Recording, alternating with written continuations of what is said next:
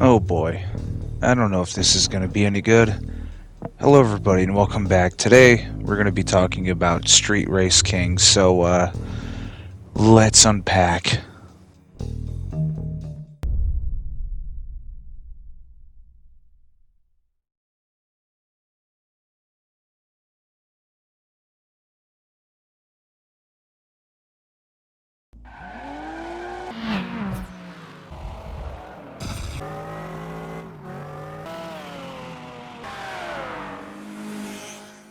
I heard you can drive. Your name's been popping up a lot around here. They're saying you were looking for a spot in the SRK. Personally, I want to see what all the talk is about. I can get you a shot into the league tonight, but you're gonna need a ride. I'm gonna lend you one of mine for now, but don't get too comfortable. This bad boy was swapped with a turbocharged 2JX. If you lose in this, you won't be getting another opportunity. This is it, kid. Show me what you got.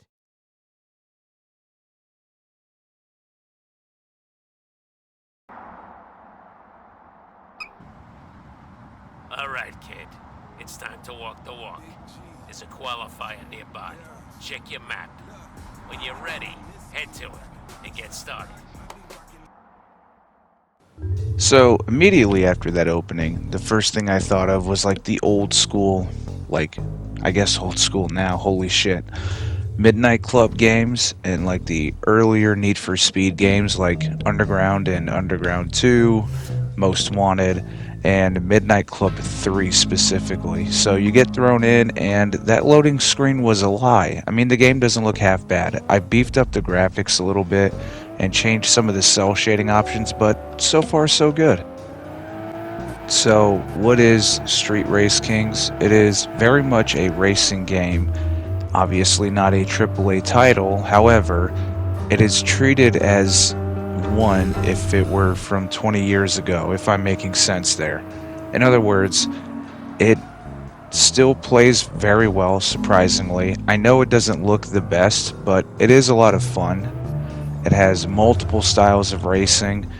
There is music in it, but for the sake of copyright, I did not include it. Instead, I'm just adding music post-edit. So, let's get into some things. So you drive into these markers that tell you what race you're getting into. For instance, right now we have to go to the qualifier, so this is a boss race. Very reminiscent of, like I said, Need for Speed Underground 2 and Midnight Club Dub Edition, which was my favorite one. And I wish they would remake that. However, let's go further.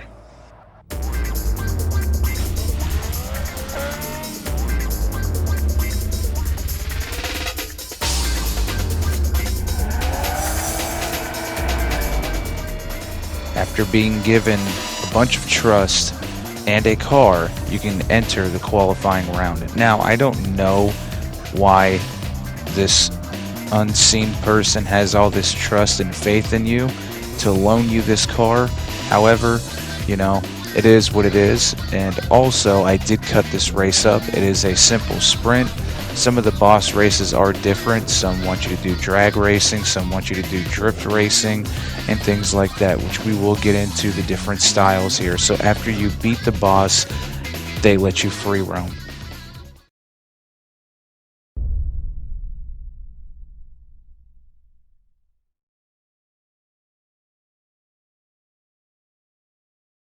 You did it, kid.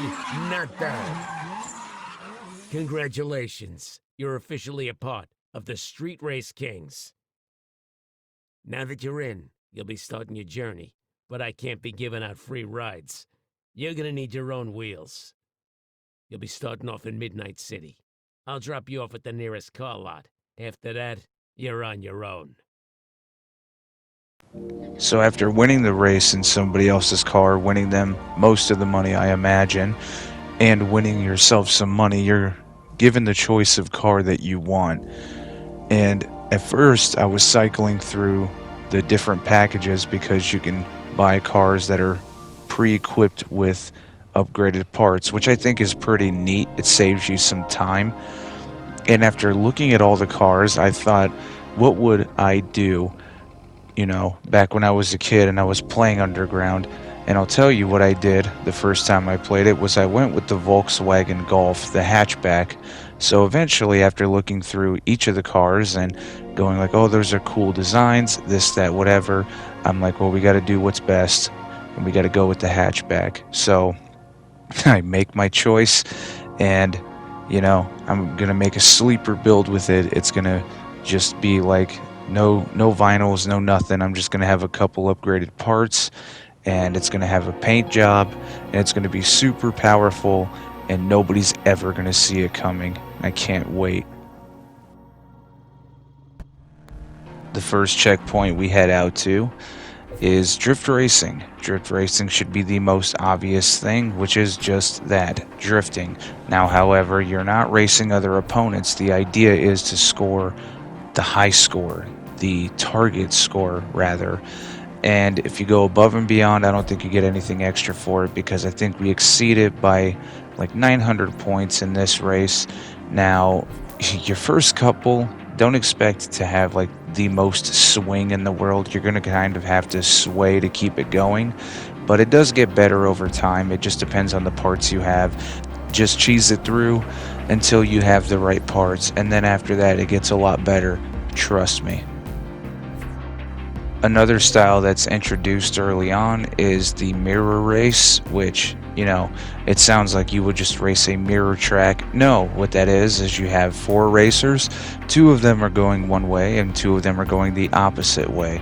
And the idea is you want to reach the same either set amount of laps or to the last checkpoint of the sprint before those other racers do. Now, this can be tricky because it can depend on luck. It can depend on the easiness, you can say, of the track as far as reverse or forward, which way is easier. But as of right now, you don't really get a choice, not that I can see, but it is still a fun and interesting idea in concept. So the next style of racing that we have is drag racing. Drag racing is a lot of fun, and if you've played Underground, I'm going to be saying that a lot, but if you've played Underground, it's very reminiscent of that style. When your RPMs hit that sweet spot, when they hit the green, you go ahead and shift up into the next gear. You can use your nitrous, and a lot of them are going to be straight lines, but if you need to, you can also shift down to turn. It'll be very rare, but it is there in case you need it. It operates and works very well. Circuit racing, I feel, doesn't really need that much of an introduction, but hey, we're going to give it anyway.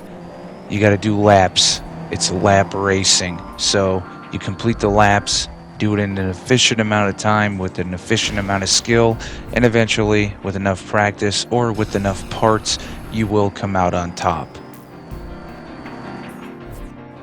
Also, side note, the only thing I would really change about the layout is the lap counter. I'm really not a fan of how that just looks like someone took a purple Sharpie and just wrote it up in the corner. However, I know it's a style aesthetic, but I really don't have much to gripe about with the game, and I guess I'll just start with that. Now, one thing that is very reminiscent of Midnight Club is challenging other racers that appear in the overworld, which is very much a thing. As you explore, you'll encounter little red blips on your minimap, and as you approach them, you'll see that they are other racers. You can challenge them, and by beating them, you get a lot of money. So don't be afraid to challenge them, because you'll get your money up, son. The next style of racing we got here is sprint.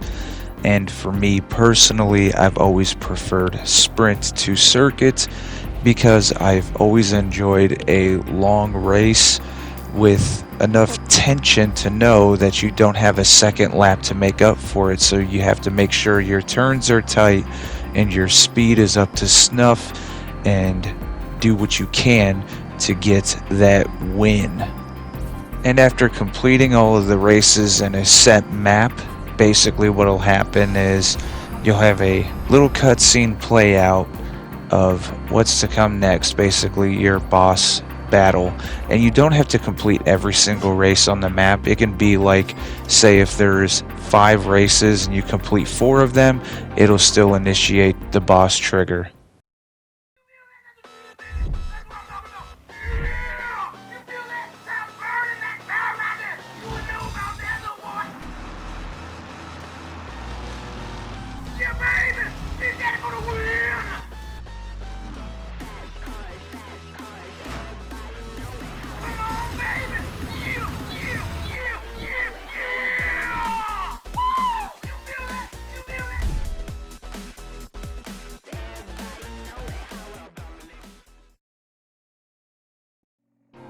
And there it is, the boss introduction. So basically that'll happen every map. Now, let me just get this out of the way. What goofy ass voice acting. It sounds like somebody recorded that on an answering machine. It sounds crazy.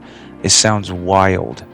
Now, before we get into that specific boss race and more of that goofy ass acting, let's talk about shops. Shops are hidden all throughout the map. It is up to you to discover them and to upgrade your cars. So they have actual car parts that you can upgrade your speed, acceleration, and handling. And the more you do that, the better the car will handle. I mean, duh, that's a given, right? Then what we have next is the body shop, and right now you don't have a lot to choose from. You just have front bumpers, side skirts, rear bumpers, and rims, but you will unlock more. Then after that is the paint shop, and right now all you can do is the body paints because there's not really much else to do at the beginning of the game. When you unlock more parts, that's more stuff you can paint, however.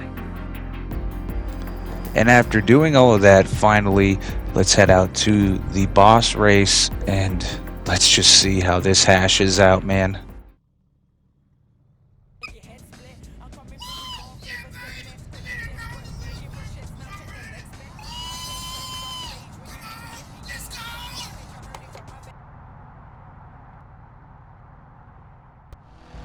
So that kind of shakes out like I thought it would.